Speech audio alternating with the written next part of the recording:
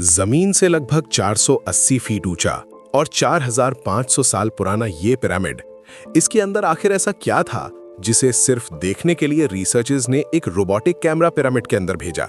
Camera धीरे धीरे अंदर बढ़ता गया, लेकिन एक जगह आकर अचानक रुक गया। उसके सामने था पत्थर का एक सॉलिड स्लैब। रिसर्चर्स का मानना था कि इस स्लैब के पीछे कोई बड़ा राज छुपा है जो पिछले 4500 सालों से दफन है।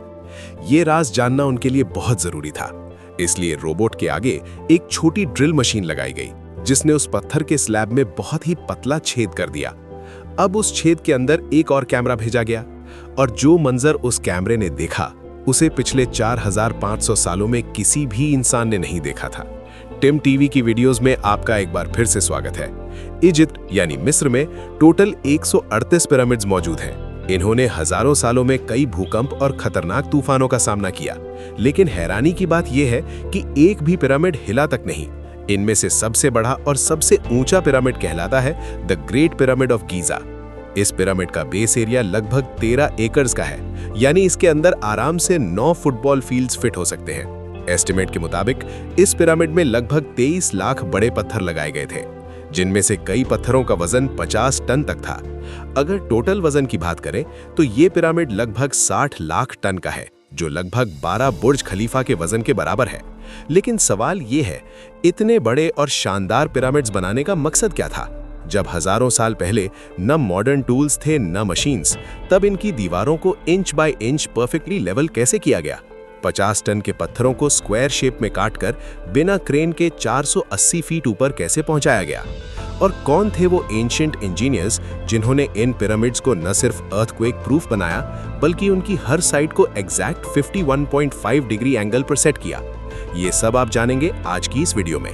Challenge number 1, direction setting. सबसे पहला चैलेंज था पिरामिड की हर साइड को नॉर्थ, साउथ, ईस्ट और वेस्ट के साथ परफेक्टली अलाइन करना, और ये सब बिना कंपास के। एक्सपर्ट्स मानते हैं कि उस टाइम के आर्किटेक्ट्स ने सबसे पहले ऐसी जमीन चुनी होगी जो लाखों टन वजन संभाल सके। उसके बाद पोलर स्टार्स की मदद से पिरामिड की डायरेक्शंस मार्क की गई, ना कंपास ना टेलीस्कोप, सिर्फ स्टार्स की मदद से, और result 0 error. Challenge number 2, ground levelling. अगर 13 एकड़ की जमीन थोड़ी सी भी अनइवन होती तो 23 लाख पत्थरों का ये माउंटेन कभी खड़ा ही नहीं हो पाता। न लेजर लेवल था न बबल लेवल। एक्सपर्ट्स कहते हैं कि चारों तरफ पानी से भरे गड्ढे बनाए गए और वाटर लेवल के थ्रू जमीन को परफेक्टली लेवल किया गया। कहीं ज्यादा जमीन होती तो उसे चिजल और हैमर से काट दिया जाता। Challenge number 3, stone cutting. 50 ton के पत्थर, न ग्राइंडर न जैक हैमर, फिर भी पत्थर काटे गए और परफेक्ट शेप दी गई। कैसे? एक्सपर्ट्स कहते हैं कि चिजल सिर्फ कॉपर की नहीं थी, उसमें आर्सेनिक मिक्स किया गया था, जिससे वो ज्यादा हार्ड हो जाती थी। वुडन हैमर्स के साथ घंटों की मेहनत के बाद पत्थर शेप में आते थे। Challenge number 4, transportation. ये लाइमस्टोन पत्थर गीजा से 250 किलोमीटर दूर तूरा शहर से लाए जाते थे। न व्हील्स न एनिमल्स। सोल्यूशन, नदी और बोट्स। बड़े बड़े पत्थर बोट्स में रखकर पिरामिड साइट तक पहुंचाए गए। एक पत्थर को लोड और अनलोड करने में लगभग 500 वर्कर्स लगते थे।